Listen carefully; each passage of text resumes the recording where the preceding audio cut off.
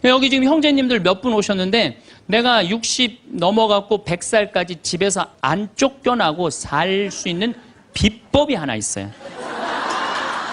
내가 마누라 옆에서 붙어서 사는 비법이 하나 있어. 내가 그거 비법을 알려드릴 테니까 여기 형제님들 내가 알려주는 대로 사시면 돼요. 그저 비법이라는 건 뭐냐면은 마누라가 시키는 대로 하고 사세요.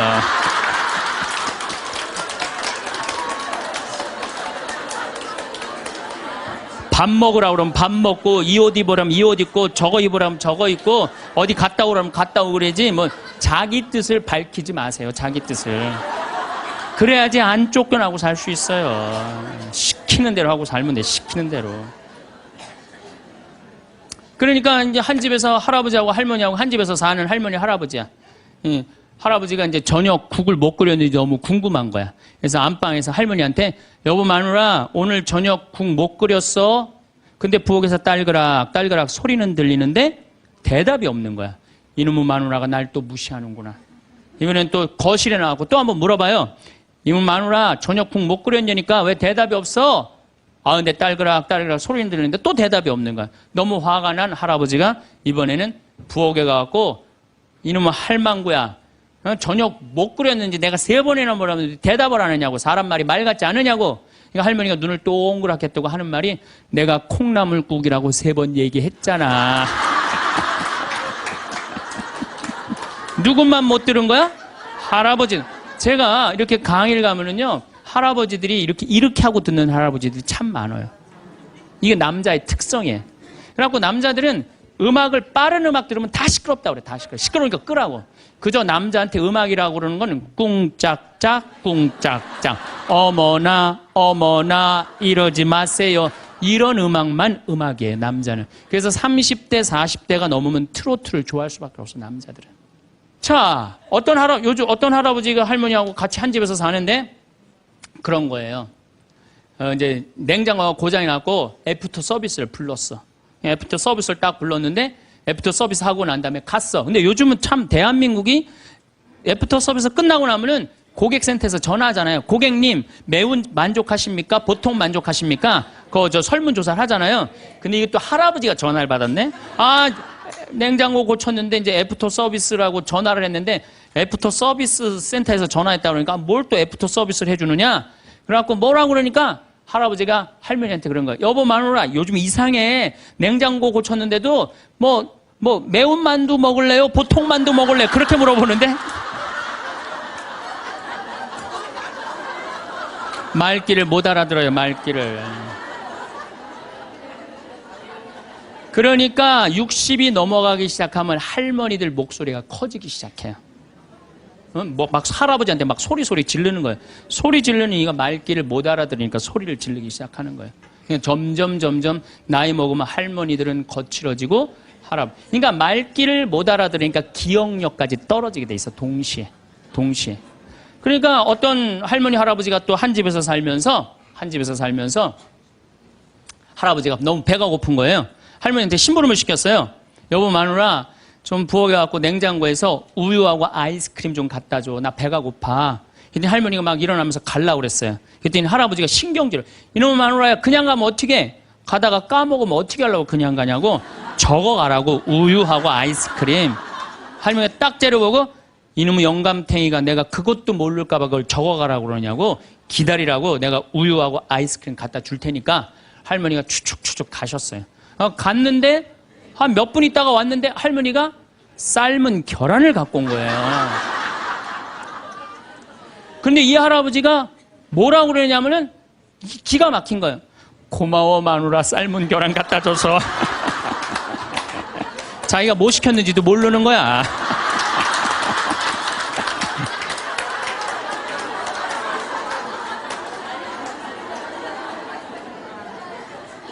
자, 여러분들 남자하고 여자는 이렇게 달라요.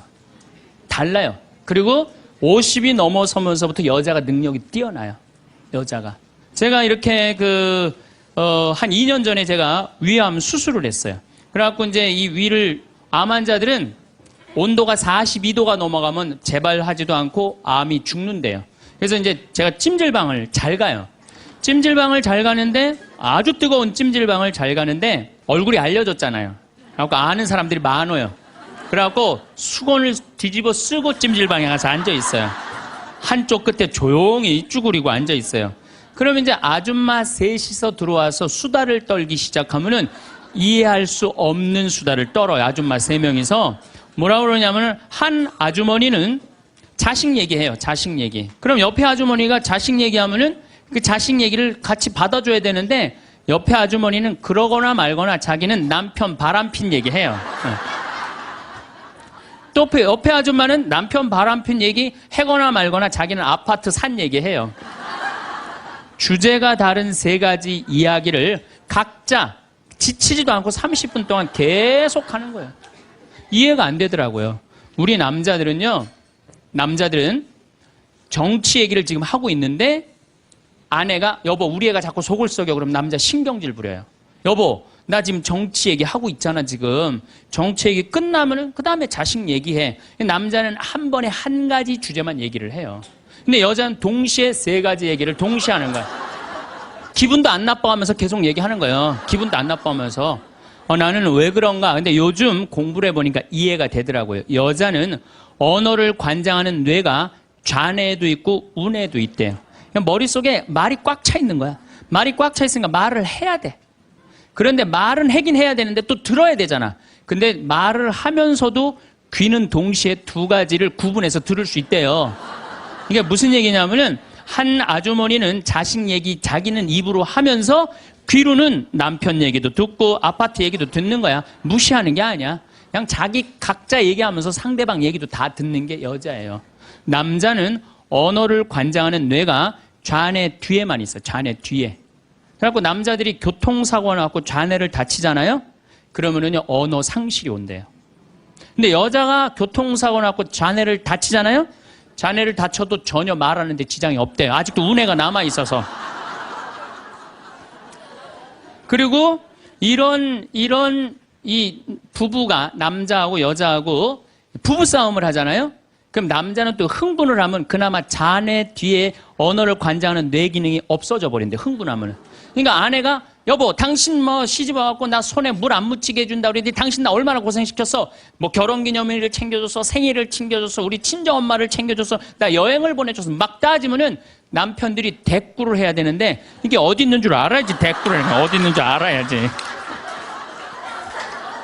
그리고 대부분의 남자들의 반응이 어떠냐면 그거 30분 동안 계속 어이 하다가 끝나는 거예요. 여자는 그냥 좌뇌에 있는 거 쏟아내고 우뇌에 있는 거 쏟아내고 막 30분 동안 그냥 있는 대로 공격을 하고 난 다음에 여자는 할 얘기 다 했어요. 그럼 남자가 그게 시끄러. 그리고 여자는 자기 하고 싶은 얘기 다 하면은요 원도 한도 없어요. 부엌에 가갖고 아무 일도 없다는 듯이 설거지해요. 그럼 그때부터 남자들이 신경질이 나는 거예요. 왜 신경질이 나냐면 왜 내가 그때 그 적절한 대답을 왜 찾아내지 못했을까? 막 신경질이 나는 거예요. 그래갖고 막 쇼파 던지고 신경질을 부리면은 아내가 부엌에서 아무 일도 없다는 듯이 아내가 한마디 해요. 나와서 이 사람은 무슨 말만 하면 승질을 부린다고. 그러니까 말싸움으로 아내를 이길 수가 없어요. 남자는요 여자하고 말싸움 해갖고 이길 수가 없어요. 나는 우리 천주교 신부 중에 수녀님하고 싸워갖고 이겼다는 신부를 본 적이 없어.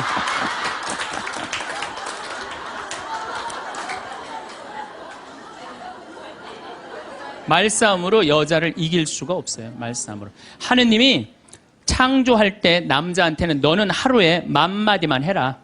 10,000마디만 해라. 창조할 때 그렇게 창조하신 거예요. 10,000마디만 하라고. 여자는 하루에 너는 25,000마디 해라. 25,000마디 해라.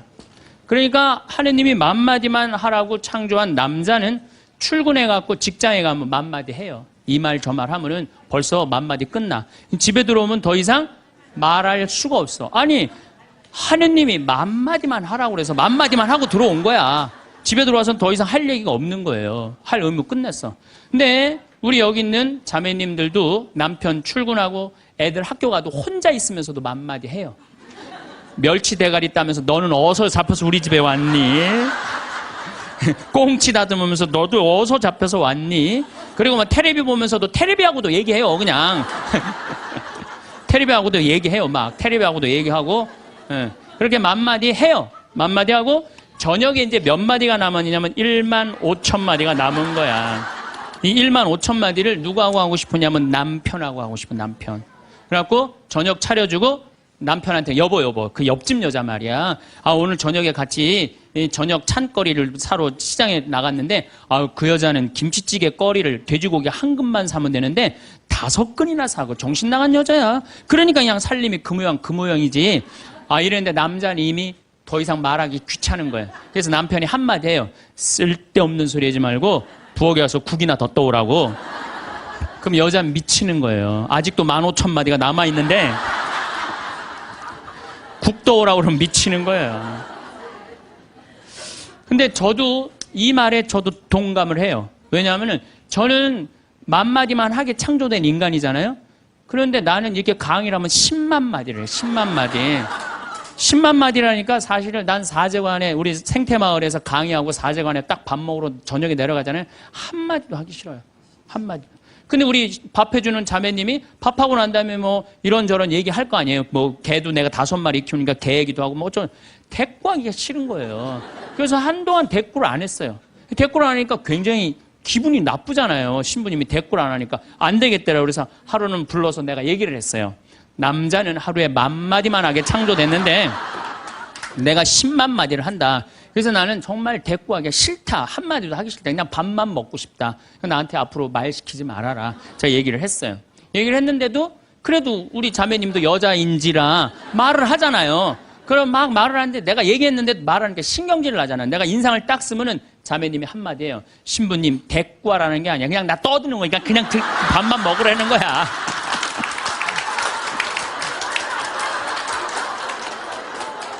이게 뭐냐면은 이게 합의가 된 거예요.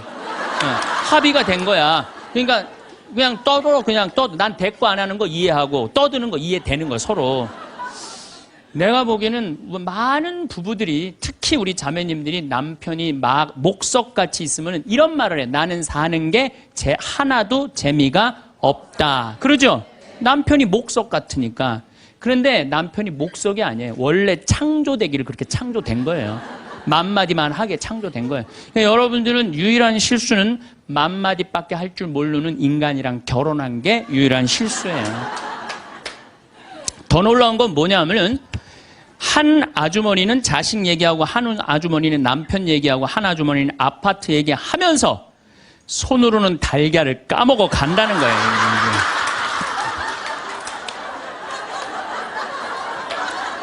뭐 대단하지 않아요? 달걀. 여러분들 남편한테 이번 추석 때나 뭐 어느 때 한번 시켜보세요. 달걀 좀 까줘 그러면 남편은 어떻게 하는 줄 알아요? 달걀만 까요. 그것만 쳐다보고. 그 말 시키면 남편이 뭐라고 그래요? 지금 달걀 까잖아 지금. 남자는요 한 번에 한 가지밖에 할 줄 몰라요. 동시에 2가지를 못해요. 근데 여자는 특성상 밥 올려놓고 찌개 올려놓고 다듬어야 되고 나물 다듬어야 되고 반찬해야 되고 동시에 여러 가지를 할 수 있어요. 그래서 집에 전화가 오잖아요. 전화가 오면은 아빠가 전화를 받으면 테레비 소리가 크면은 아빠가 한마디 해요. 시끄러워. 테레비 소리 줄여. 그러죠? 또 애들 시끄러우면 아빠 통화하니까 가만히 있으라고 그래요. 그 남자는 전화만 해요. 근데 엄마한테 전화가 오잖아요. 테레비 소리 애들 떠드는 거 전혀 상관없어. 더욱이 어느 정도로 심하냐면 막 통화하면서 테레비에 딱 어떤 여자가 나오면은 저 여자 이혼했다고 그러더니 나오네.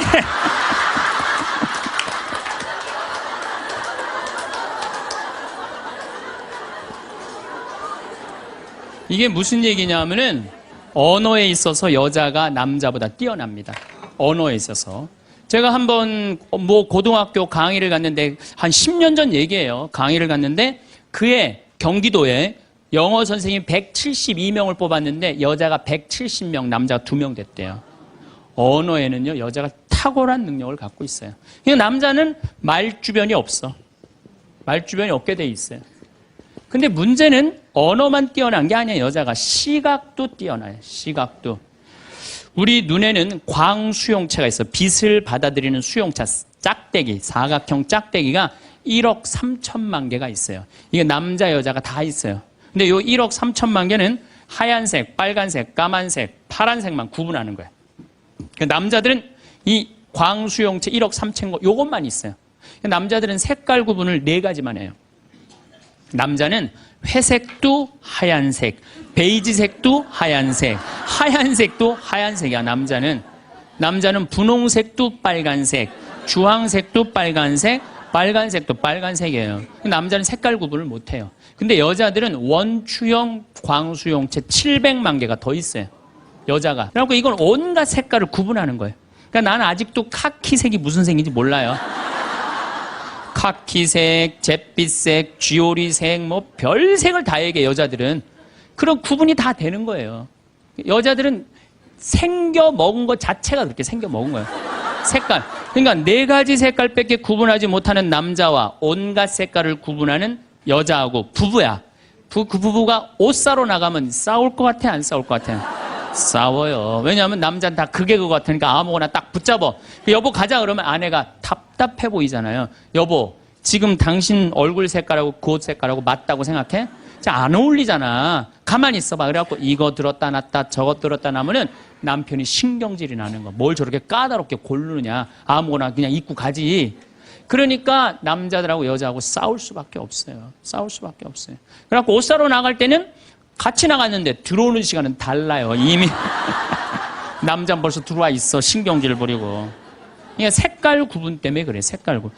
그런데 남자들은 옛날에 사냥하던 버릇이 있어서 시각이 터널형 시각을 갖고 있어요. 멀리 사슴을 발견해야 돼. 곰도 발견해야 되고. 그래서 멀리 이렇게 쪼여서 보는 습관이 있어요. 남자들은. 멀리 있는 걸 잘 봐요. 남자들이. 그런데 요즘 남자들이 사냥을 해요, 안 해요? 안 해요.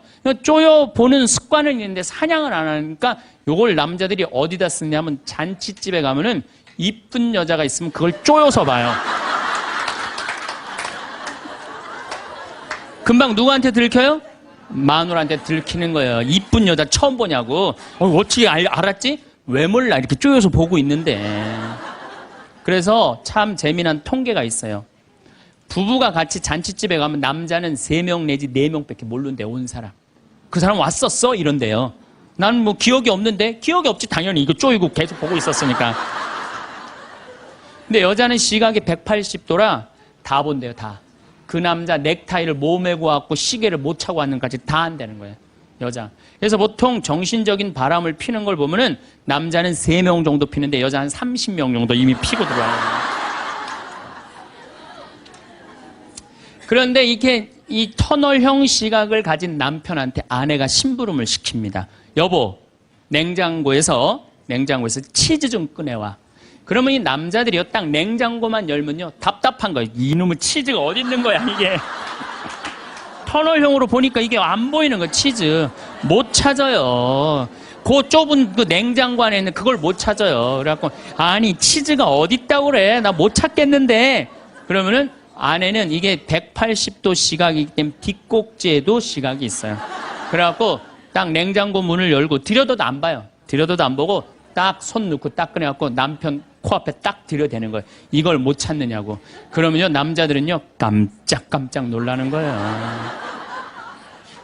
아내의 능력에 대해서 놀라는 거예요. 그래갖고 결혼 생활 한 20년쯤 한 부부들을 보면은요 아내가 부엌에서 소리만 지르면요 남편은 경기를 일으키는 거야.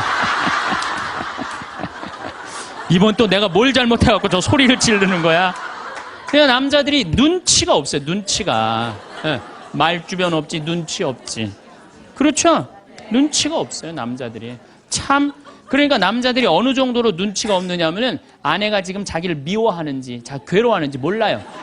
언제 아느냐면 귀싸대기를 맞아야지 알아요. 귀싸대기를 귀싸대기를 딱 맞아야지 이거 지금 우리 마누라가 심각하구나. 아니면 아내가 눈물을 뚝뚝 흘릴 때 그때서 느끼기 시작하는 거예요. 정말 답답한 거죠. 그러니까 말 주변 없지 눈치 없지. 근데 아까도 말씀드렸지만 어제도 말씀드렸지만은 이게 40까지 50까지 살 땐 아무 문제가 없어요. 이게 100년 살면서요 한 집에서 답답해서 못 살아요. 둘이 답답해서 못 살아요. 아니 말 주변이 있나 눈치가 있나. 거기 더 미치는 건 뭐예요? 청각이 떨어져요. 남자가 청각이 떨어져요. 보통 개는 10만 사이클 정도 듣는다고 해요. 10만 사이클 듣고 그 다음에 어린아이들은 3만 사이클 정도는. 그래서 초등학교 아이들, 중고등학교 아이들이 헤비메탈 음악이 좋아해요, 걔네들. 헤비메탈 음악 좋아하고, 엄마는 짜장면을 시켜서 혼자 먹고 나는 뭐 찌꺼기만 먹었어. 뭐 이런 랩 음악 걔네들은 다 들려요. 다 들려, 걔네들은. 여러분들은 잘 안 들리죠?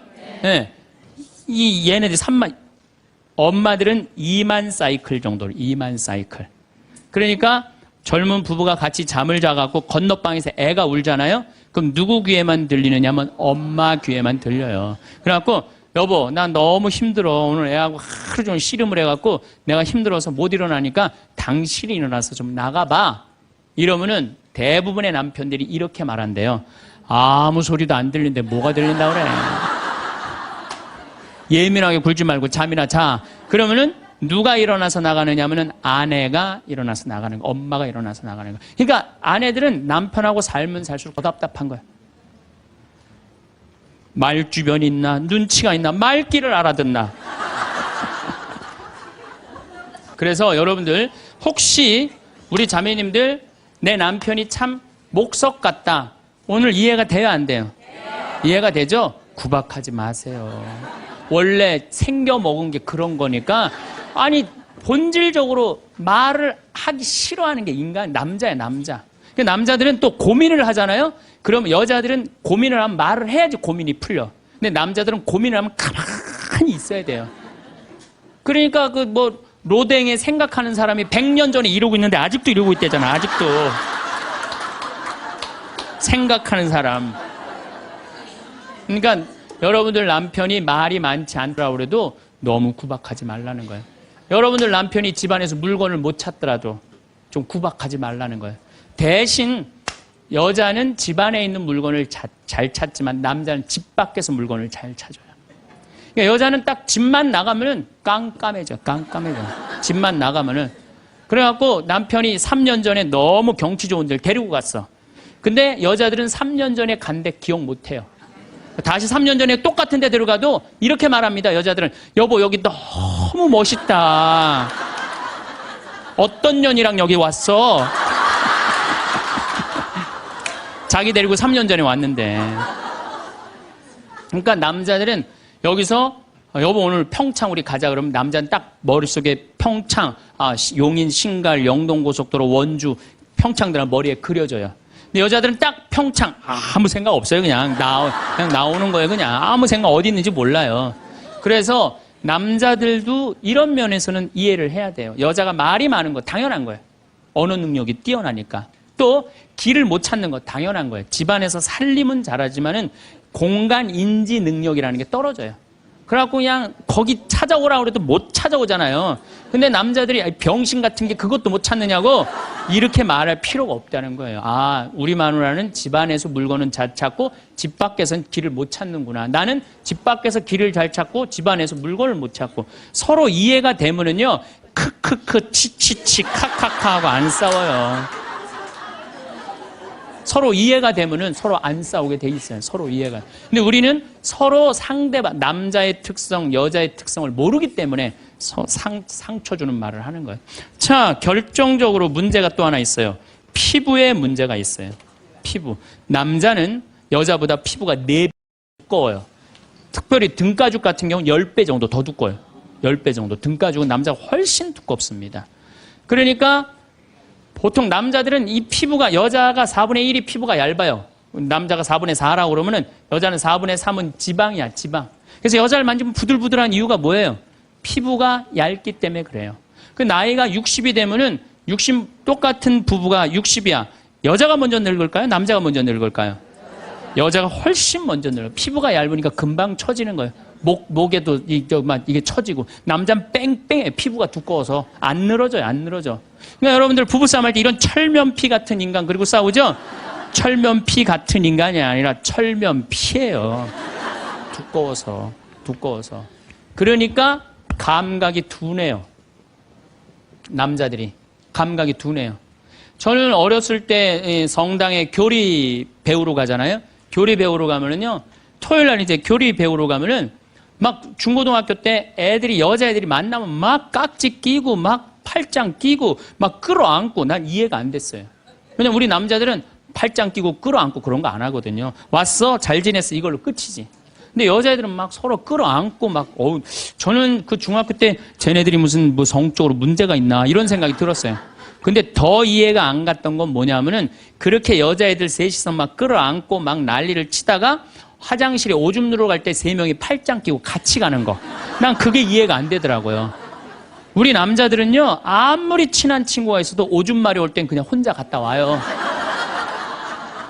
어디가? 그럼 뭐라 그랬나? 오줌 누러 가. 그러고 혼자 가요. 남자들이 아무리 친해도 야, 오줌 마려우니까 우리 오줌 누러 같이 가자. 이런 남자 한 명도 없어요. 근데 여자들은 야, 우리 화장실 가는데 같이 가자. 그러고 가요, 같이. 그러니까 보통 여자들이 이게 무슨 얘기냐면 이마만큼 다정다감한 존재. 여자들이 다정다감하기 때문에 여러분들 우리 자매님들 제가 성당에서 그런 거 참 많이 봐요. 이렇게 얘기해보면 남자들은 서로 마주보고 얘기를 해요. 근데 여자들은 성당에서 보면은 친한 자매들을 보면은 말이 통하고 마음이 통하잖아요. 그럼 바로 옆에 가고 허벅지 기대고 같이 기대면서 등짝을 쳐가면서 얘기해. 어머 맞다 얘. 네 말이 맞아 얘. 그러니까 피부가 4분의 3, 여자가 겨울에 추위를 잘 견디는 이유도 이 지방층 때문에 여자가 훨씬 잘 견뎌요. 그래서 여자들이 난 겨울에 막 반팔 입고 다니면 저것들 뭐야 이랬거든요. 근데 이게 지방층이 있기 때문에 추위를 덜 타는 거예요. 근데 이 지방층은 어떤 역할을 하냐면 포옹을 하잖아요. 그럼 남자는 피부가 4배 두껍기 때문에 감각이 둔해요. 포옹을 해도. 좋은지 나쁜지 잘 몰라요. 근데 여자는 딱 끌어안으면 10배 압박감을 느낀대. 10배. 여자가 10배 행복한 거 남자고 여자가 끌어안으면은 처음엔 남자가 신기해서 끌어안지만 나중에 시간이 지나면 여자가 자꾸 끌어안으려고 그러는 느낌이 좋으니까. 그러니까 감각이 둔한 남자하고 감각이 센서티브한 예민한 여자하고 한 집에서 살면요 갈등이 있게 돼 있어요. 갈등이. 남자는 점점 안 만지려고 그래요. 점점 안 만지려고 그러고 여자는 자꾸 만지려고 그러고 느끼려고 그러고. 그러니까 보통 집에서 남편이 아파서 눕잖아요. 그러면 아내들이 난리가 나요. 여보 어떻게 해? 이렇게 아프면 그래갖고 막 얼음찜질도 해주고 배도 만지고 다리도 주물르고 별걸 다 해요. 호들갑을 그야말로 떠는 거죠. 남자는 너무너무 기분이 좋은 거야. 아내가 그렇게 해주니까.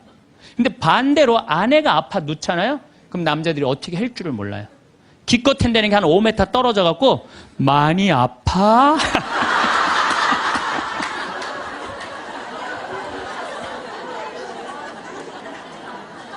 이때 섭섭해요, 안 섭섭해요? 제가 이런 상담을 정말 많이 받았어요. 신부님, 내가 병원에 입원해갖고 누웠는데 남편이 와갖고, 남편이 이제 저녁에 이제 퇴근하고 와갖고 한다는 게 문 딱 열더니, 아이 참, 어떻게 하면 좋아? 아이 참, 이거 어떻게 하면 좋아? 그리고 난 나가서 담배 한 대 피고 올게. 그리고 나가서 한참에 담배 한 대 피고 오더니 또 방에 들어와, 병실에 와갖고, 아이 참, 어떻게 해야 좀, 나 갈게. 그리고 간대요. 그때 섭섭한가, 그때.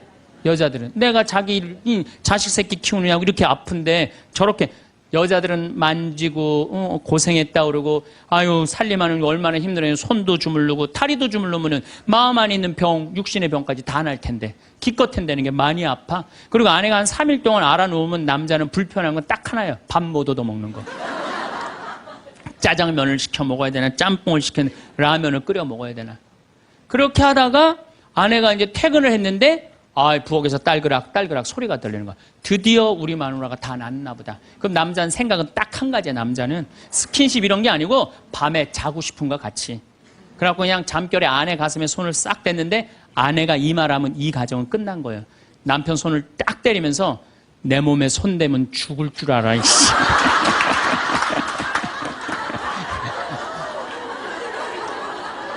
이건 뭐냐면 이제 싫은 거예요. 이제 본질적으로 이제. 그러니까 남자가 손 대는 것조차도 싫은 거예요. 그런데 남자는 그때까지도 몰라요.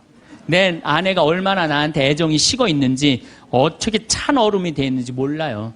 그러니까 귀싸대기를 맞을 때까지 모른다니까요.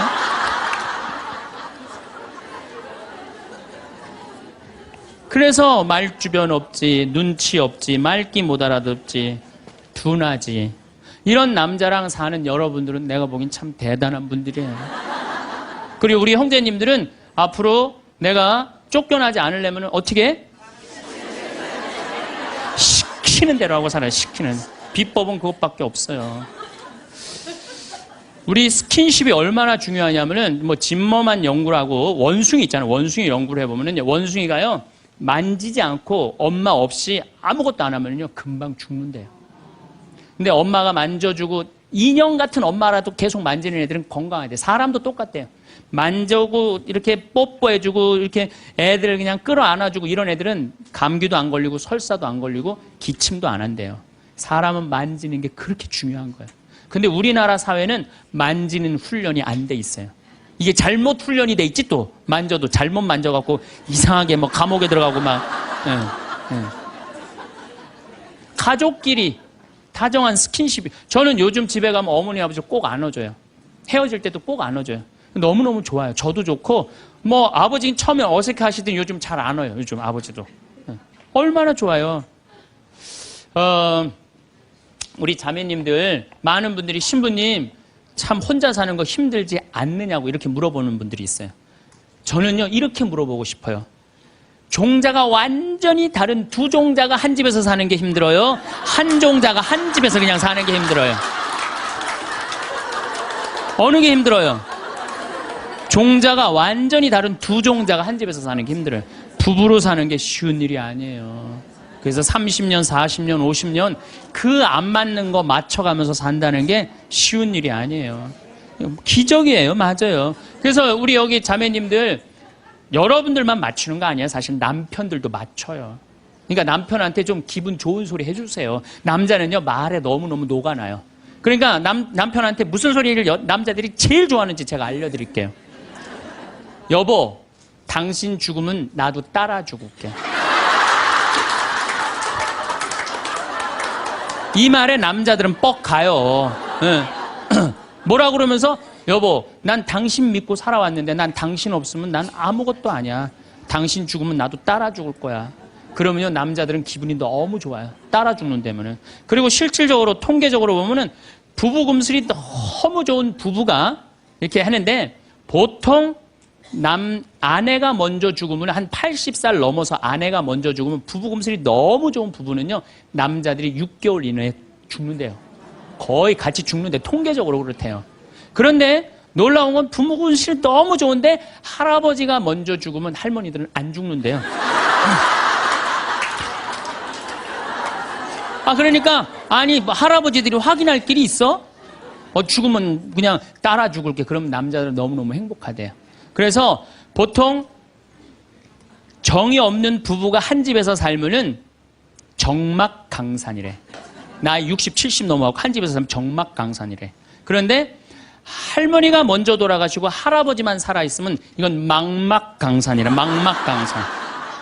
그런데 할아버지가 먼저 돌아가시고 할머니만 살아있으면 이건 뭐냐면 금수강산이래. 금수강산.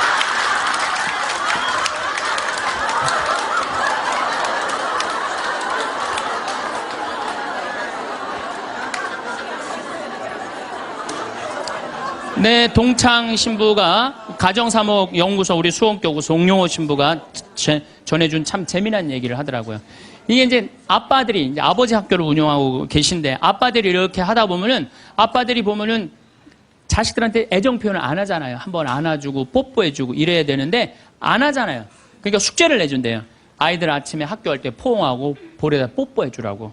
그러면은 숙제를 못 해온대요. 아들들은 막 도망가고 엄마는 저기 막 딸들은 그런데 엄마한테 엄마 아빠가 미쳤나 봐. 날 끌어안고 막. 이게 가정이 아닌 거예요. 가정이 아닌 거예요. 그러니까 우리는 가족끼리 서로 말도 안 통해. 대화도 안 해. 그리고 이 스킨십도 없어. 그러니까 모양만 식구지 서로 애정이 없는 거예요. 서로 애정이 없는 거예요. 그래서 여러분들 이제 왜 우리가 심각하느냐. 제가 21세기는 노인의 시대라고 그러잖아요. 옛날에 50살 때까지 살 때는 아무 문제가 없었어요. 50살까지 살 때는 아무 문제가 없었는데 이제 100살까지 살아. 그리고 지금 50살 되신 분들은 110살까지 살아요. 그리고 지금 40대 되신 분들은 120살까지 살아요. 120살까지 살아요. 요즘 우리 수원교구에 신부님, 부모님들 이렇게 돌아가시는 거면 97, 98, 94, 93 다 그래요. 지금 90대에 돌아간다면 여러분들은 30년, 40년 후에는 몇 살에 죽을 것 같아요? 110살, 120에 돌아가시게 돼 있어요. 그러니까 의술이 축복이 아니에요. 늙어서. 의술은 저주예요. 늙어서는. 예. 100살 넘어갖고 죽고 싶은데도 의학으로 연명을 시키잖아요. 그런데 만약에 50살에서부터 100살, 50년 동안 내 남편을 이해를 못해. 내 아내를 이해를 못해. 그래갖고 서로 답답하다고 크크크 치치치 카카카 이러고 싸우면서 50년을 사는 게 좋아요? 아니면은 남편이 말을 좀 안 해더라도 우리 남편은 맘마디밖에 못하는 사람이니까 내가 이해를 해야지. 냉장고에 물건 찾아오라면 물건 못 찾고 옷 찾으라면 그 장롱 안에 있는 옷도 못 찾잖아요. 그럼 내가 좀 찾아주고. 또 우리 형제님들은 아내가 좀 길도 못 찾고 바깥에서 능력이 떨어져도 안에서 살림을 하기 때문에 바깥을 못 해. 서로 이해를 하면은요, 서로 사랑스럽고 귀한 거예요. 그냥 상대방한테 잘 할 수 있는 거죠. 상대방한테. 자, 부부끼리도 말이 안 통하지만은 자식하고는 말 잘 통해요. 이게 이제 문제 중에 문제예요. 예? 부부끼리 안 통하면 내 속으로 난 자식하고라도 말이 통해야 되는데 자식하고 말이 안 통해. 자식하고. 근데 여러분들 1살서부터 20살 때까지 자식들한테 주로 무슨 얘기하고 사셨어요? 테레비 그만 끄고 공부해. 잠 좀 그만 자고 친구들하고 그만 놀고 공부해. 너 출세하려면은 공부해. 20년 동안 한 얘기라고는 이 공부하라는 얘기밖에 안 한 거예요. 그러니까 자식하고 대화의 채널이 없는 거예요. 대화의 채널이. 여러분들 1살서부터 10살까지 아이가 부모를 더 사랑해요. 30살서부터 40살까지 부모가 자식을 더 사랑해요. 1살서부터 10살까지 자식은 부모를 훨씬 사랑해요. 왜? 여러분들은 30살, 40살 때 바빠요, 안 바빠요? 바빠요. 성당 모임에도 나가야 되고, 개모임, 친정, 시댁, 추석, 또 남편하고 중간에 싸우고 뭐 이런 거 얼마나 바빠요. 그 중에 애를 키우는 것 뿐이에요. 근데 많은 사람들은 우리는 자식을 사랑한다고 생각해. 전혀 사랑하는 게 아니에요. 그건 사랑하는 게 아니에요. 근데 애들은 5살, 6살짜리 애는 오로지 누구밖에 없어요? 엄마밖에 없잖아요. 여러분들 5살짜리 아이가 엄마 오늘 저녁 혼자 먹어야 될 것 같은데 나 오늘 좀 개모임 있어서 나갔다 올게. 그런 애들 있어요, 없어요? 없어요. 오로지 누구만 바라봐라? 엄마만 바라보는 거, 엄마, 아빠만 바라보는 거. 그래갖고 얘가 이제 유치원에서 그림을 그렸어. 유치원에서 그림을 그려갖고 아빠한테 이제 저녁 먹고 보여주고 싶은 거. 아빠, 나 이거 유치원에서 그림 그린 거야. 그런데 아빠는 이미 맘마디 해서 더 이상 말하기 싫어. 이제 야구 보고 싶어. 아빠가 한마디, 아빠 지금 텔레비전 보니까 엄마한테 가 있으면 아빠가 나중에 놀아줄게. 그리고 얘를 거절해요. 이게 거절이라는 단어를 제가 썼는데 얘 5살짜리 아니면 난 거절당했어. 난 너무 슬퍼. 이렇게 얘기 안 해요. 슬프지만은 아빠가 내 그림을 안 바라보지만 따지지 않아, 아빠한테. 뽀로통해서 엄마한테 가요. 엄마한테 가고 엄마 이거 아빠가 엄마한테 보여주래. 그 시간에는 엄마는 설거지하는 시간이야. 신경질을 부려요. 엄마 설거지하는 거 안 보여? 아무것도 안 하는 아빠한테 가. 또 거절당한 거예요. 그래서 얘가 몇 살 때까지 거절당하냐면 10살 때, 초등학교 3학년 때까지 거절당하는 거예요. 초등학교 4학년 딱 올라가면서 얘가 부엌하고 거실 중간에 서서 결심합니다. 니네들이 내 말을 안 들어줘? 니네들이 내 말을 안 들어준다면 난 오늘부터 내 얘기 니네들한테 안 할 거야. 그리고 4학년 때부터 방문을 걸어 잠고 부모하고 얘기를 안 합니다. 그래갖고 아빠가 보고 싶어갖고 아빠는 그냥 계속 사랑한다고 착각하고 있는 거예요. 애는 이미 떠났는데. 그래갖고 보고 싶어갖고 한 5학년 때 문 딱 열면은 딸이 어떻게 할까요? 눈을 흰눈동자 95% 까만 눈동자 확 뒤집고 내 방 왜 노크도 없이 들어오냐고. 그럼 대부분의 아빠들은 이때 뭐라고 표현? 저거 사춘기가 시작됐다고. 천만의 말씀이에요. 여러분들이 10년 동안 애를 밀어냈기 때문에 애가 자기 살 길 찾아간 거예요. 사춘기가 아니에요. 근데 많은 경우는 우리나라는 제가 사춘기 때 튀어나간다고 그래요. 제가 뭐 미국이나 캐나다나 호주나 이렇게 보면은 거기 사람들은 퇴근하면 집에 무조건 들어와야 돼요. 다른 데 갈 데가 없어요. 그러니까 계속 애들하고 어울리는 거야. 거기 대부분의 아이들은 참 부모하고 다정해요. 근데 우리나라는 다정한 자식하고 부모하고 다정한 중고등학교들 내가 본 적이 거의 없어. 100명 중에 한두 명 볼까 말까야. 대부분의 애들이 이상하게 부모를 밀어내요. 왜 저렇게 밀어낼까? 가만히 생각을 해보니까 부모가 밀어낸 거야. 부모가 애들 얘기를 안 들어준 거야. 많은 사람들이 저한테 그래요. 신부님 어쩜 그렇게 말을 잘하느냐고 그런 얘기를 참 많이 해요. 강의를 잘하느냐고. 제가 한 번은 저 파주의 경기도 저기 교장 교감 선생님 연수 때 내 강의를 갔어. 한 200명쯤 되는 교장 선생님들이야. 44살 때. 그분들 표정이 뭐 저런 게 우리 60살 먹은 교장들한테 강의를 왔느냐 그런 표정이에요. 근데 내가 강의를 한 20분 했는데 자세가 바뀌시더라고. 끝났는데 기립박수를 받았어요. 성당 안 다니는 교장 선생님들 저한테 와갖고 신부님 말을 신학교에서 가르치느냐고. 저는 신학교에서 가르치는 게 내가 가만히 생각해보면은 나는 어렸을 때 아버지가 내 얘기를 참 잘 들어줬던 것 같아. 내가 무슨 말만 하면 아버지가 그렇게 웃으면서 들어주셨어요. 지금도 아버지가 이제 82살이신데 지금도 집에 가갖고 내가 막 수다를 떨면은 그렇게 기쁘게 들어주세요. 시끄러워 그만 떠들어 이 소리를 난 잘하면서 한 번도 들었던 적이 없던 것 같아요. 한 번도. 그리고 막 난 어렸을 때 아버지 목젖 만지는 걸 그렇게 좋아했어요. 목젖이 이렇게 튀어나오면 너무 신기하잖아요. 100번을 만져도 그냥 계셨어요. 그리고 아버지가 수염이 많아요. 우리 집이 수염이 많아요. 우리 사부자가 하루만 수염 안 깎고 앉아있으면 깜깜해요. 네. 그렇게 수염이 많아요. 우리 집이. 그러니까 어렸을 때는 아버지 수염 만지는 게 그렇게 좋았어요. 그래갖고 근데 아버지가 한 번도 거절을 하신 적이 없어. 거절을. 그러니까 난 어렸을 때 어머니가 막 내 얘기를 들으면 그렇게 아주 그냥 자지러지게 좋아하셨어요. 그러니까 내 얘기를 즐겁게 들어줬던 부모님한테 난 거절당했던 기억이 별로 없어요. 그런데 요즘 아이들은 많은 경우 부모한테 거절당하면서 살아요. 거절하면서 뭐라 빨리 들어가서 공부해. 너 지금 이럴 시간이 어디 있어? 들어가서 공부해. 그러니까 애들이 거칠어지는 거예요. 거절당하니까. 그러니까 말이 안 통하는 거 말이. 부모 자식이 말이 안 통해요. 그러니까 여러분들도 자식들하고 대화할 줄 몰라.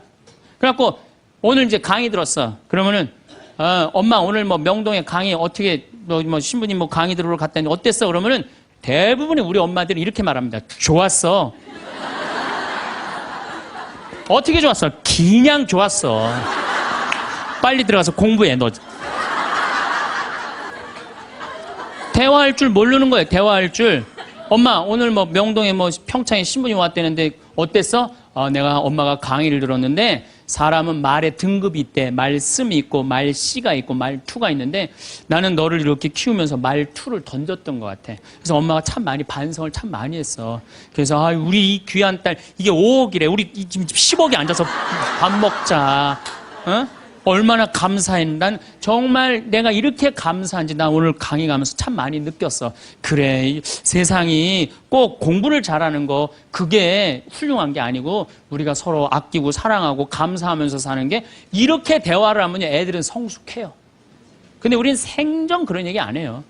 내가 다음 주에 이 얘기를 다시 정말 심도 깊게 말씀을 드릴 거예요. 얼마나 우리가 자식 교육을 잘못하고 있는가. 대화다운 대화를 하자. 그러니까 말이 안 통하는 거야. 부부끼리도 말이 안 통하고 부모 자식끼리도 말이 안 통하고. 그러니까 집에 들어가서도 답답한 거예요. 내 얘기를 털어놓을 데가 없으니까. 또 상대방도 답답한 거예요. 자기 얘기를 들어줄 사람이 없으니까. 그래서 여러분들 과연 나는 생명을 살리는 말씀을 하나 좋은 열매를 맺는 말씨를 뿌리나 아니면 정말 기분 나쁜 말만 골라서는 말투를 던지나 이거 생각해보고 다음 주에 또 만나도록 합시다. 감사합니다. 사람을 무너뜨리는 것도 살리는 것도 결국 말입니다. 우리는 종종 인생의 전환점을 떠올릴 때 거창한 사건이나 극적인 순간을 상상하곤 합니다. 하지만 실제로 한 사람의 마음을 완전히 바꿔놓는 것은 뜻밖에도 아주 작은 말 한마디인 경우가 많습니다. 무심코 던진 말 한마디가 누군가의 가슴에 깊은 상처로 남기도 하고 반대로 진심 어린 따뜻한 말 한마디가 쓰러져가던 사람을 다시 일으켜 세우기도 합니다. 말이란 참으로 이상한 것입니다. 공기를 타고 전해지는 소리에 불과한데 그 속에는 한 사람의 존재 전체를 흔들어 놓을 만큼 강력한 힘이 담겨 있습니다. 생각해보면 말이란 무엇일까요? 단순히 생각을 전달하는 도구일까요? 아니면 그 이상의 무언가일까요? 우리는 말을 통해 정보를 주고받지만 동시에 말을 통해 존재를 확인받습니다. 누군가 내 말을 듣는다는 것은 단순히 소리를 인식하는 것이 아닙니다. 그것은 나라는 존재를 인정하는 행위입니다. 내 감정을 받아들이는 행위입니다. 내가 여기 있다는 것을 확인시켜주는 행위입니다. 그래서 말은 존재의 언어가 됩니다. 우리는 말을 통해 비로소 세상 속에 자리를 잡습니다. 말하지 않는 존재는 없는 것과 같고 들리지 않는 목소리는 침묵과 다르지 않습니다. 우리는 모두 내 이야기가 누군가에게 닿기를 바랍니다. 내 마음이 이해받기를 원합니다. 이것은 인간의 가장 근본적인 욕구 중 하나입니다. 혼자서는 견딜 수 없는 감정들, 혼자서는 감당하기 어려운 생각들을 누군가와 나누고 싶어 합니다. 그런데 이상한 것은 우리가 말을 하면서도 정작 진짜 하고 싶은 말은 하지 못하는 경우가 많다는 것입니다.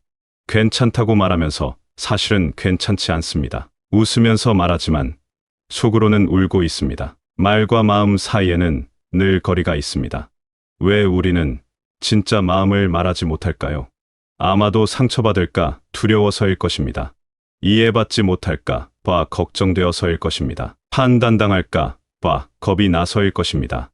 그래서 우리는 안전한 말만 합니다.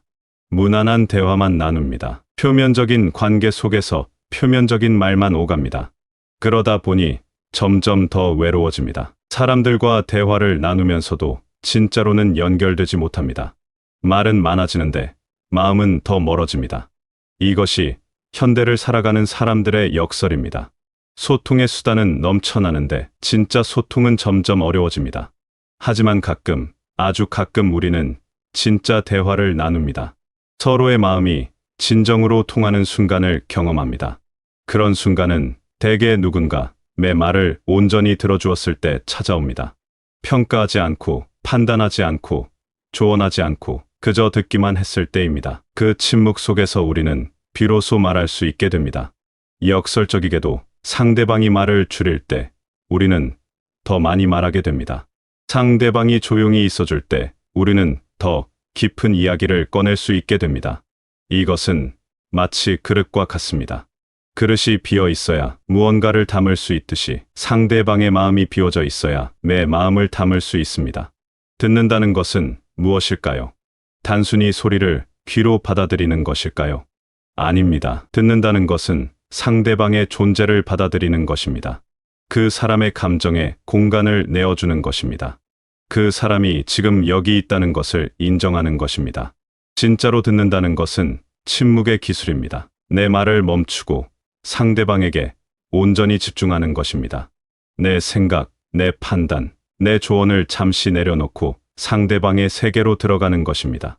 이것은 쉬운 일이 아닙니다. 우리는 본능적으로 내 생각을 말하고 싶어 하고 내 의견을 표현하고 싶어 합니다. 하지만 진정한 듣기는 이 본능을 억누르고 상대방을 위한 공간을 만드는 것입니다. 우리는 대화를 나누면서도 사실은 각자의 독백을 하는 경우가 많습니다. 상대방이 말하는 동안 다음에 내가 할 말을 생각합니다. 상대방의 이야기를 듣는 것이 아니라 내 이야기를 할 차례를 기다립니다. 이것은 대화가 아닙니다. 이것은 두 개의 독백이 교차하는 것일 뿐입니다. 진짜 대화는 서로의 마음이 만나는 것입니다. 내가 나를 벗어나 상대방 안으로 들어가고 상대방도 자신을 벗어나 나에게로 들어오는 것입니다. 이런 대화는 드뭅니다. 하지만 이런 대화가 일어날 때 우리는 진정으로 연결되었다고 느낍니다. 말에는 무게가 있습니다. 어떤 말은 가볍게 스쳐 지나가지만 어떤 말은 오래도록 가슴에 남습니다. 같은 내용이라도 어떻게 말하느냐에 따라 전혀 다른 무게를 갖게 됩니다. 사실을 전달하는 말이 있고 감정을 전하는 말이 있습니다. 정보를 주는 말이 있고 위로를 주는 말이 있습니다. 상처를 주는 말이 있고 치유하는 말이 있습니다. 말은 중립적인 것이 아닙니다. 말은 언제나 방향을 가지고 있습니다. 상대방을 향하거나 나를 향합니다. 상대방을 높이거나 낮춥니다. 상대방에게 다가가거나 멀어지게 합니다. 그리고 이 모든 것은 말하는 사람의 의도와 태도에서 비롯됩니다. 흥미로운 것은 우리가 원하는 것과 실제로 주고받는 것 사이에 큰 간극이 있다는 점입니다. 우리는 이해받기를 원하지만 정작 조언을 듣습니다. 우리는 공감받기를 원하지만 정작 평가를 받습니다.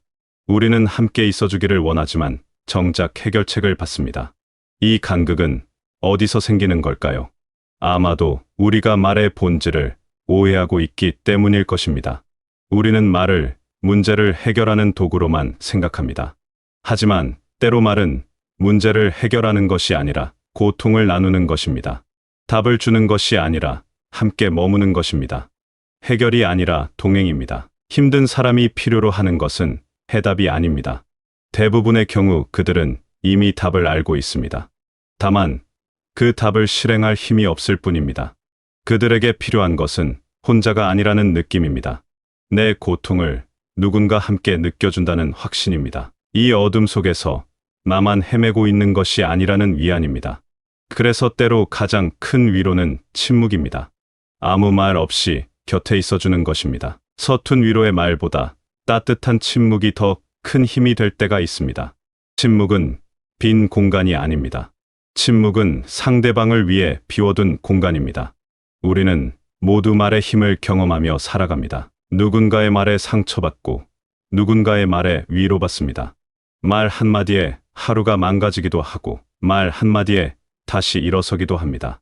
그런데 신기한 것은 상처를 주는 말은 대개 거칠고 직접적이지만 위로가 되는 말은 오히려 조용하고 간접적이라는 것입니다.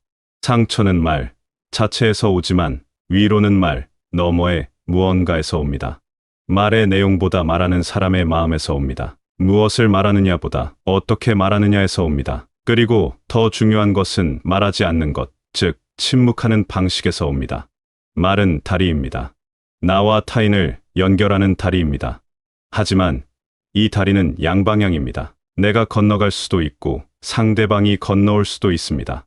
문제는 우리가 너무 자주 이 다리를 나만 건너가는 일방통행으로 만든다는 것입니다. 나는 말하고 싶은데 듣지 않고 상대방도 말하고 싶은데 듣지 않습니다. 그러면 두 사람 모두 말하지만 아무도 들리지 않습니다. 진짜 대화는 주고받는 것이 아니라 함께 만드는 것입니다. 말하는 사람과 듣는 사람이 함께 만들어가는 것입니다. 그리고 이 과정에서 때로는 말하는 사람이 되고 때로는 듣는 사람이 되어야 합니다. 모든 말에는 맥락이 있습니다. 말 이전에 침묵이 있고 말 이후에 여운이 있습니다. 말 안에 담긴 감정이 있고 말 밖에 남겨진 의미가 있습니다. 우리가 진짜로 듣는다는 것은 이 모든 것을 함께 듣는 것입니다. 단어만 듣는 것이 아니라 그 안에 담긴 마음을 듣는 것입니다. 표면만 보는 것이 아니라 깊이를 느끼는 것입니다. 이것은 귀로만 하는 일이 아닙니다. 온 마음으로 하는 일입니다. 때로는 말하지 않은 것이 말한 것보다 더 많은 것을 전합니다. 침묵 속에 진짜 이야기가 숨어 있기도 합니다. 우리는 살면서 수많은 말을 합니다. 하지만 정작 기억에 남는 말은 많지 않습니다. 기억에 남는 말은 대개 진심이 담긴 말입니다. 격식이나 형식이 아니라 진심이 통했던 말입니다. 그리고 그런 말들은 대부분 특별한 순간이 아니라 평범한 순간에 오고 갑니다. 어느 날 문득 누군가 건넨 한마디가 마음에 오래 남습니다. 거창하지 않았지만 진심이 느껴졌던 말, 완벽하지 않았지만 따뜻했던 말, 그런 말들이 우리를 살게 합니다. 반대로 상처가 되었던 말들도 대부분 의도하지 않은 순간에 나온 말들입니다. 무심코 던진 말, 깊이 생각하지 않고 한 말들이 오히려 더 깊은 상처를 남깁니다. 말은 또한 선택입니다. 무엇을 말할지, 무엇을 말하지 않을지, 언제 말할지, 언제 침묵할지 선택하는 것입니다. 그리고 이 선택 속에 우리의 관계가 결정됩니다. 좋은 관계는 말을 잘하는 사람들 사이에 만들어지는 것이 아닙니다. 서로를 잘 듣는 사람들 사이에 만들어집니다. 서로의 침묵을 존중하는 사람들 사이에 만들어집니다. 서로의 약함을 받아들이는 사람들 사이에 만들어집니다. 말을 많이 나누는 것이 친밀함의 증거는 아닙니다. 오히려 침묵을 함께 나눌 수 있는 것이 진짜 친밀함의 증거입니다. 생각해보면 우리가 가장 외로울 때는 혼자 있을 때가 아닙니다. 사람들 속에 있으면서도 이해받지 못한다고 느낄 때입니다. 말을 하면서도 들리지 않는다고 느낄 때입니다. 존재하면서도 존재하지 않는 것처럼 느껴질 때입니다. 이것이 현대인의 진짜 외로움입니다. 물리적인 고립이 아니라 정신적인 고립입니다. 몸은 사람들 속에 있지만 마음은 섬처럼 떨어져 있는 것입니다. 이런 외로움을 해소하는 것은 더 많은 대화가 아닙니다. 더 깊은 경청입니다. 결국 말의 본질은 연결입니다. 혼자서는 견딜 수 없는 존재의 무게를 함께 나누는 것입니다. 나 혼자만의 세계에서 벗어나 타인의 세계로 들어가는 것입니다. 그리고 타인도 그들의 세계에서 나에게로 들어오도록 허락하는 것입니다. 이렇게 우리는 말을 통해 혼자가 아니게 됩니다. 고립된 섬이 아니라 서로 연결된 존재가 됩니다. 말은 단순한 소통의 수단이 아닙니다. 말은 존재를 확인하는 방식이고 관계를 만드는 방식이며 삶을 나누는 방식입니다. 우리 모두는 누군가에게 들리고 싶어 합니다. 내 이야기가 의미 있다고 느끼고 싶어 합니다. 내가 여기 있다는 것을 누군가 알아주기를 바랍니다. 이것은 나약함이 아닙니다. 이것은 인간의 본성입니다. 우리는 관계 속에서 비로소 온전한 존재가 됩니다. 혼자서는 완전하지 않습니다. 타인과의 연결 속에서 우리는 의미를 찾고 위안을 얻으며 힘을 얻습니다. 여러분도 누군가의 말을 기다리고 있을지 모릅니다. 누군가 내 이야기를 들어주기를, 내 마음을 이해해 주기를, 내 존재를 인정해 주기를 바라고 있을지 모릅니다. 그것은 자연스러운 일입니다. 우리는 모두 들리고 싶어 합니다. 모두 이해받고 싶어 합니다. 그리고 그런 순간은 언젠가 찾아올 것입니다. 누군가 당신의 말을 온전히 들어주는 순간이 올 것입니다. 그때까지 견디는 것, 그것만으로도 충분히 의미 있는 일입니다. 그리고 언젠가 여러분도 누군가에게 그런 사람이 될 수 있을 것입니다. 말하는 사람이 아니라 듣는 사람으로서, 조언하는 사람이 아니라 함께하는 사람으로서 말입니다. 여러분의 말이 누군가에게 닿고 여러분도 누군가의 말을 온전히 들을 수 있는 그런 순간을 만나시길 바라겠습니다.